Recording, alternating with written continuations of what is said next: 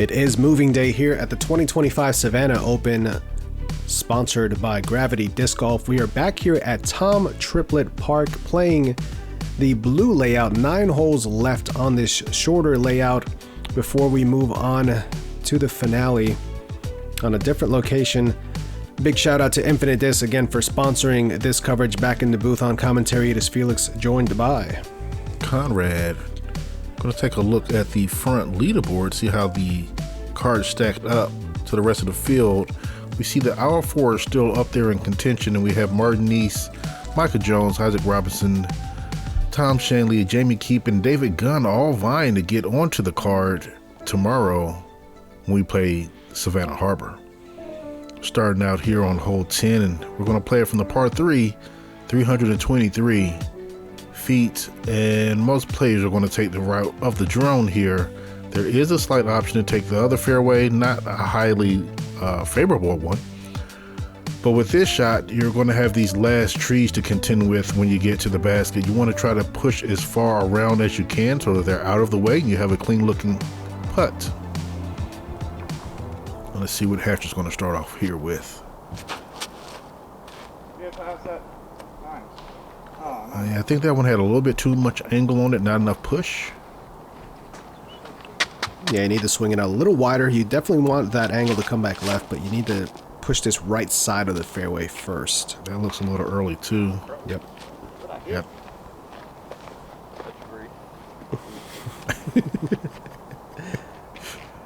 What I hit? A tree. Grady going wider. And that's what you want. Yeah, and pushing it. So now he's going to have a look at the basket there.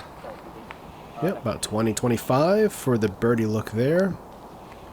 There's the lefty Josiah line too, but Josiah going forehand up the righty line. This is why. So now he's having to play through the gauntlet to get to the basket. Does a good job there. He'll have a clean look at it. Yeah, favorable little root action to spit him back out from behind those trees and give him an actual clean look at a putt. Hatcher finding a way to get through. I have no idea how. But yeah. Oh, there you go. Oh, okay. There you go. Say, a true disc golfer there. Yeah. Just kind of shoot and see what happens. That's a good approach there. Getting around the trees, clean look. Got 4 putts coming up here. Grady for the bird. Center like we like to see there. Yeah, that's what we're used to seeing with Grady and his alpacas. Always a strong putter.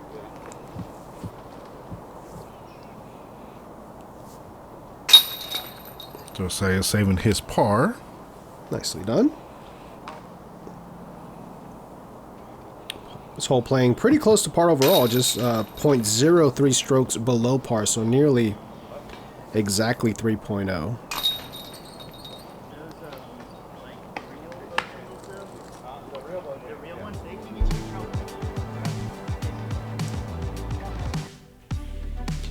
And we move on to hole 11, 262-foot par 3 from the blues. Pretty straight shot overall. The drone taking you up the primary fairway here, really the only fairway. This one's going to finish ever so slightly to the left. Pretty much demands a straight shot with a putter or mid-range, something that you trust to stay flat for about 90% of its flight, and then just let the low speed fade kick in and swing you over towards this pin. There's out of bounds long, but that really shouldn't come into play for any of these guys.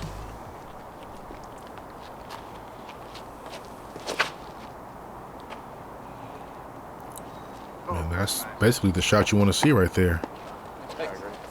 Oh, fantastic shot for Grady. A little long, but a clean comeback there. Hatcher has his moving gently to the left. Ooh. Okay, 2 for 2. Right by the basket. Ooh.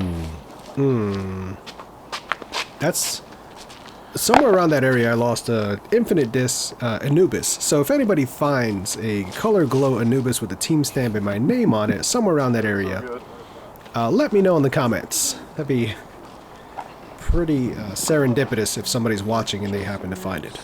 You should have just put that under the basket like Josiah, and then you wouldn't have to... I was trying to do just that. I failed. And that's why I record pros and I don't play as a pro. Oh, that's the reason. Okay. That's the reason. Yep.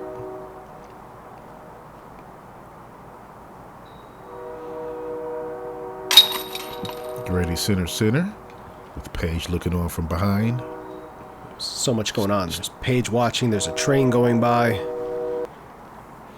Paige still didn't look impressed. Not at all. She's a world champ. It takes a lot to impress a world champ.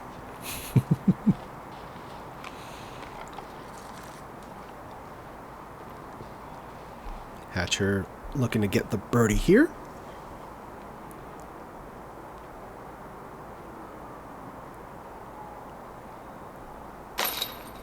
Oh, a little footwork there at the end to make sure it stayed in. Birdie is a birdie. And a birdie there as well. The best kind of birdie, just the one that you drop in. Oh, yeah.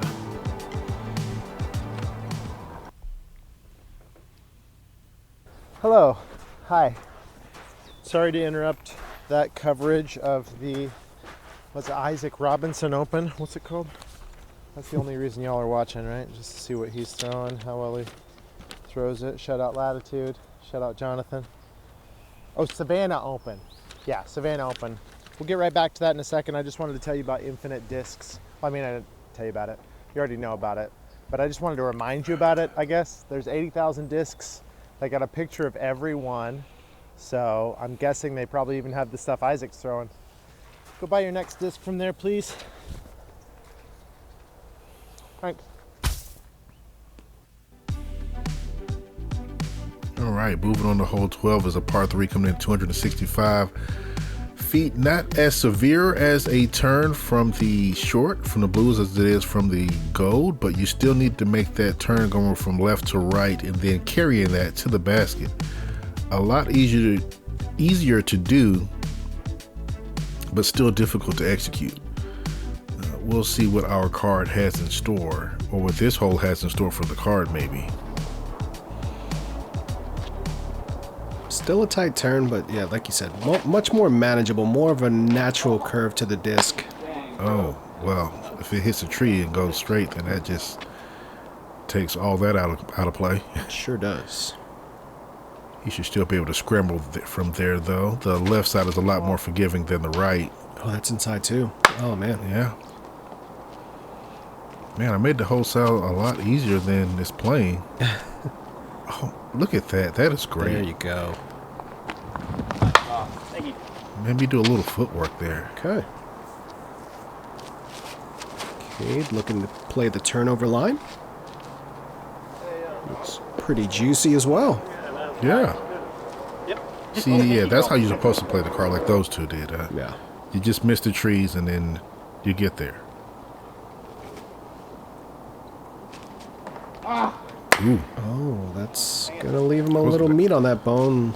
That was coming in spicy. I don't know if he was going for the chains or for me, or if that's just what he needed to do to get out. Yeah. Ready looking up high? Yeah, looking to flex that jawbreaker zone up and around. Oh, wow, perfect. Like that. Thanks. Good disc. I know it's the disc. It's the arrow, not the arc. That Paige Shue jawbreaker buzz coming in handy. Hatcher missing that one. Not quite the round we were expecting. Hatcher got off to that hot round and it's kind of cooled off here in the second round. Josiah just missing left. You've got some familiar names at this event. Martin Neese climbing up that leaderboard at this point. Isaac Robinson making a strong charge from a few cards back. Yeah. Before the start of the round, Isaac said, "I'll see you round 3," and I was like, okay. Yeah. Micah Jones also climbing. At that time, he was 10 strokes off the lead, but not anymore. He is cutting into that lead with every hole. yeah.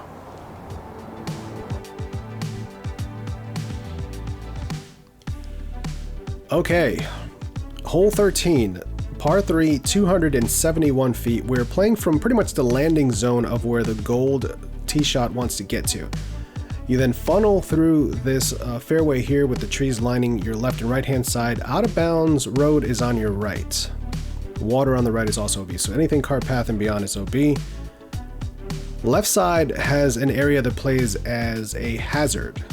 However, during round 1, the left side also played as OB. That road that you're seeing in front of you here as they're teeing off. This looks pretty good. Yeah, that's the ideal drive there. Just leave you with a little putt for a bird. Grady throwing the mid-range here. Looks like a quake. He's knocking out of his. And that is hazard during this round. So during round 1, that would have been out of bounds. And we're going to bring this up for a couple of reasons here as we're going to let these guys tee. Josiah, this looks great. Whoa, he flashed the chains there. Nearly. It was just a few inches from being in. Yes.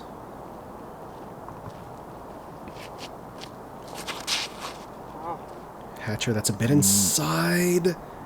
But Wow. gets through. Inside and gets all the way through. Leaves him inside the circle. So Grady was going to play this as OB. We did have some tournament staff here that informed him that it is as playing as a hazard. And now he's going to throw this across the roadway or across the cart path, and that is out of bounds. So there was some miscommunication and some ambiguity in terms of the rules on this hole between what PDGA Live was saying as these guys were playing. And a message was sent out as Grady with a great putt there to save the double bogey. Message was sent out, but cards were already playing through this hole and had already played it, and some of the cards had played it incorrectly based on the round 1 scoring and the way that was set up. So people played the left side where Grady was as OB, even though that was not supposed to be played that way. There was just a lot of confusion. Yeah, it was, the rules were stated 2 different ways in 2 different places, so it wasn't a consistency across the board. Right.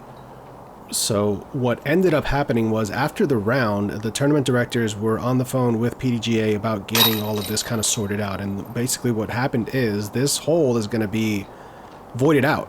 So these birdies that you see, the double bogey, all that's getting wiped. Everyone is taking in a 3 on that hole moving forward.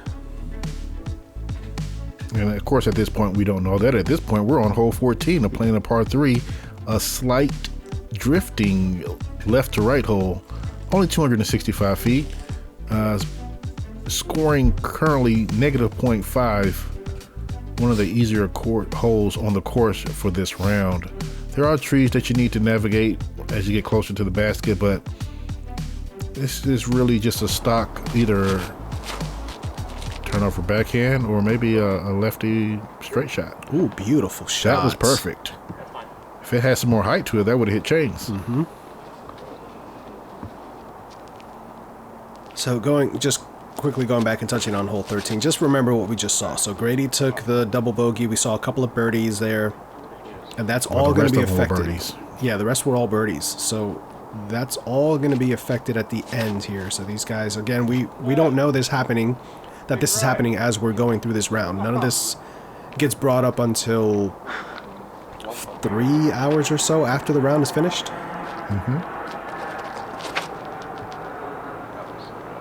This looks beautiful. Turnover. Missed that tree. Oh, yeah, lovely. Oh, yeah. So we got 3, well, I guess essentially 4 putts at it, but one is going to be a little bit more obstructed than the others. He didn't like that out of his hand, he knew. He's just left. Okay. Looking at the staggered line around this tree. Doesn't like it. Get that out of the way. There you go. There you go. Fighting the I battle. was going to say, he better make the putt after that. Wins the battle. What's so funny about it is it's his umbrella. He put it there. Like, all right, Kade's getting in his bird as well. Nicely done, Grady. Grady should be stepping up for his. Hey, that's a little high, Grady. A little bit. It stayed, but that's a little high. Flippy. So only one par on this one. 56% of the field getting the birdie on this one. Definitely one of the, like you said, one of the more gettable holes on this course. Mm-hmm.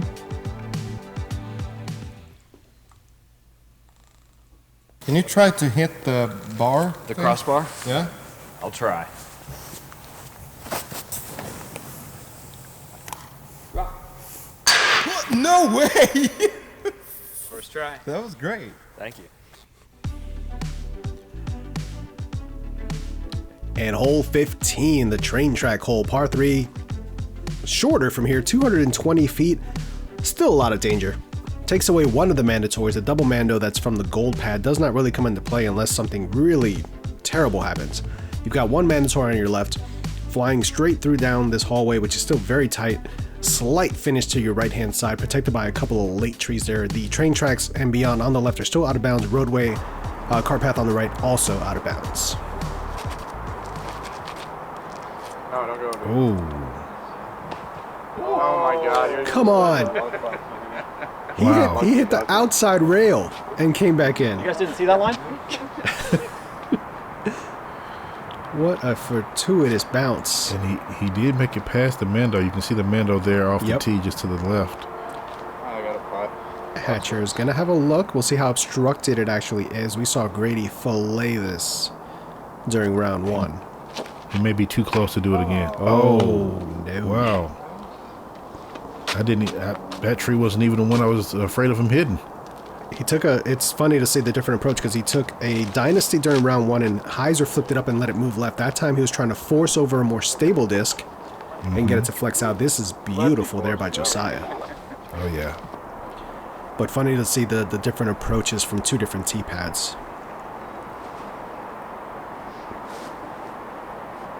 That's a good shot. Should settle down and give him a look at the basket. Yep. A little hillside there, able to catch it for him. Hatcher with a window. Got it. Oh, great bird.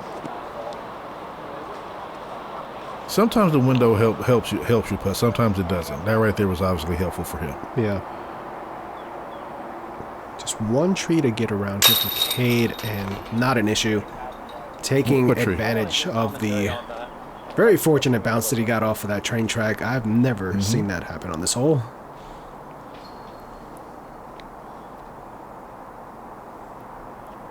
Grady for his par. There you go. Good scramble. I bet you K's disc is feeling it, though. It's not going to fly the same after hitting that. For sure. And a And Josiah was fantastic just birdie. the easy birdie there. Even from the shorter layout, still a hard birdie. Only 16% of the field getting it. 5 players. Hole 16, par 3, 349 feet. You got OB lining the entire left. Not having to worry about throwing across it like you did from the long. But you still have this shape that you need to get into the green area. So more than likely it's going to be a turnover. I don't think a forehand is the right shape to get in here. But once you get into the green area, it's very open and available to make the bird. It's not an extremely windy day, so sometimes you have that to contend with when you're throwing from this position. Yeah, they just called me. That was a little early there. I'm on.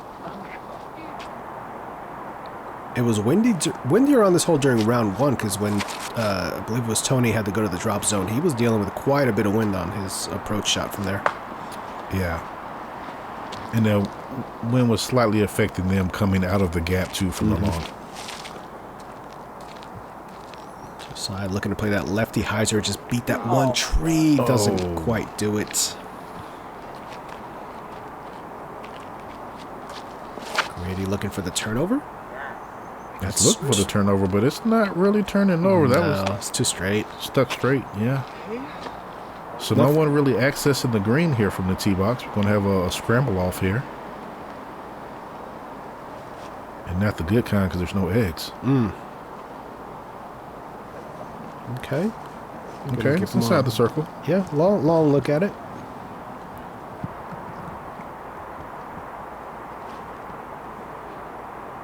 Grady. Get in. Ooh. Grady with a good bid there. Just over the basket. It's going to have About a 15-foot comeback. Hatcher. He was watching it because that was a bid too. He ended up right behind the basket thanks to those roots. Josiah looks like he has a window here. Give it a run. Oh, it doesn't like it. That wasn't that bad. It was a good bid. Kade needing this to save the par. And he gets it. Good putt there.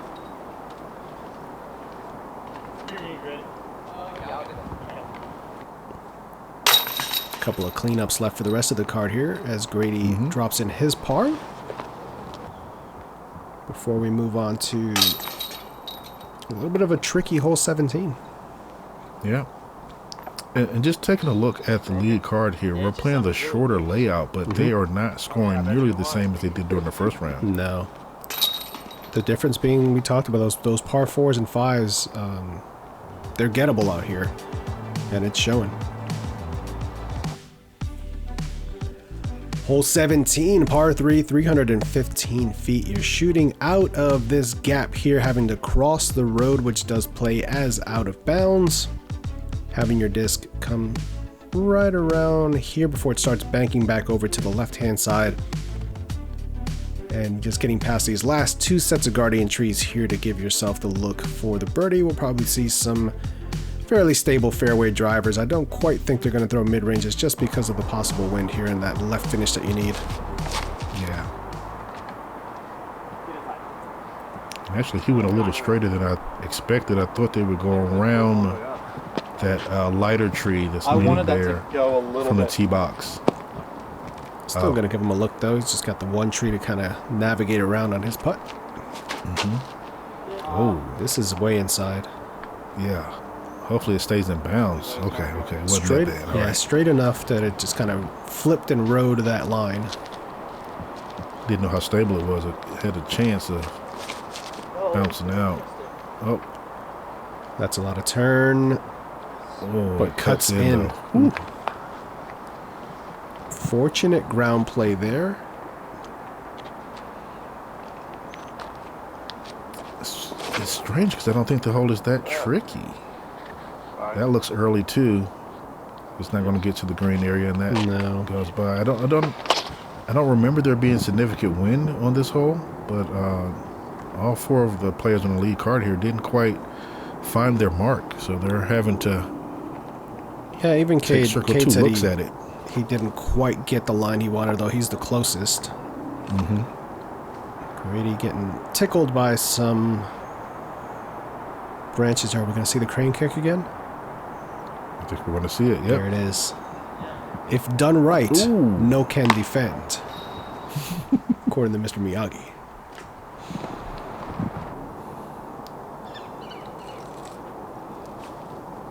Hatcher with the look. Oh, just up top.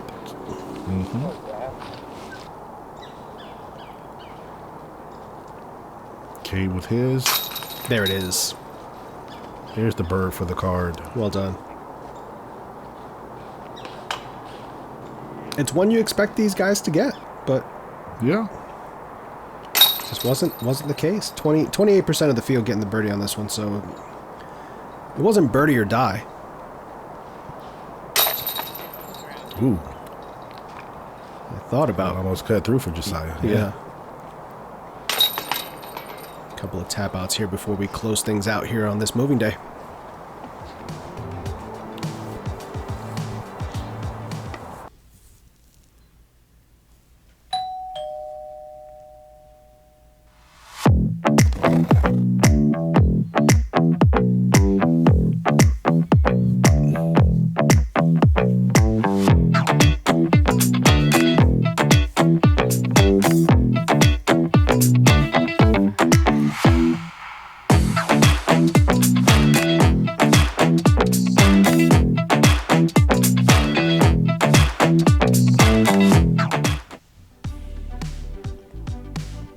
Finishing out on a hole 18, a par 3, coming in at 219. A familiar hole from plenty of finishes at other Savannah Opens, but We have a slight basket change here. We see that the position of the basket is further to the right than it normally is, which is going to bring in out of bounds off of the tee and possibly on some approach shots. More than likely, we're going to see a couple of forehands here and one backhand by Josiah. Let's see if that's what happens. Good luck, dude. It's a little too straight, but Yeah. it got knocked down, which is going to give him a look, which if it would have went further, may not have been the case. Oh, There's really only one slot to take the forehand line. And Josiah also taking that slot. That gap right there. mm-hmm. Nice shot. Fantastic. Great shot. Oh, that's a lefty hole, so I mean, Such a lefty hole. such a lefty hole. Let's see if he's going flip up or stable. Stable. Stable. Oh, good shot. Great So result. we're Great actually tree. using the tree as the backstop.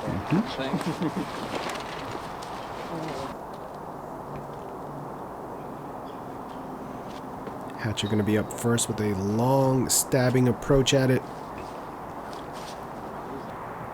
Getting him up on the green. Kade actually giving this a good bid. Just behind the basket. Nothing to put your head down about on that one.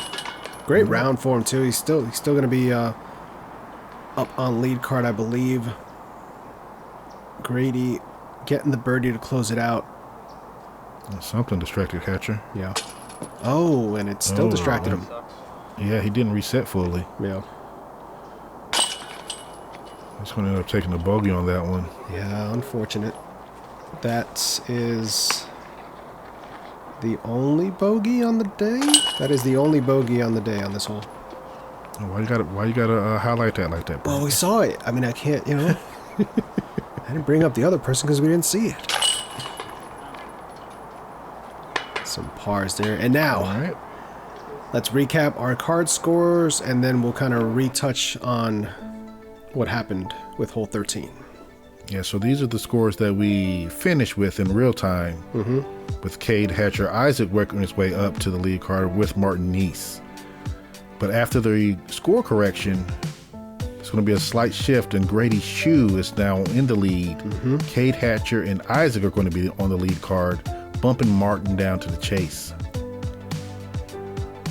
Yeah, Grady, the fortunate recipient of that rule change, going from a double bogey to a par, taking 2 strokes off on that hole, shoots him up from second card to the top. So, crazy set of circumstances there, but we still got a fun final round coming your way and a final 6. So, check us out on all of our socials at Ace Run Pro. Big shout out to Infinite Disc for sponsoring the coverage, and a bigger shout out to our Patreon community for sponsoring us and all the coverage that you see throughout the year. Make sure you come on back to check out the final 18 and the final 6 from the 2025 Savannah Open. See how all this drama plays out on a whole new course. We'll see you there.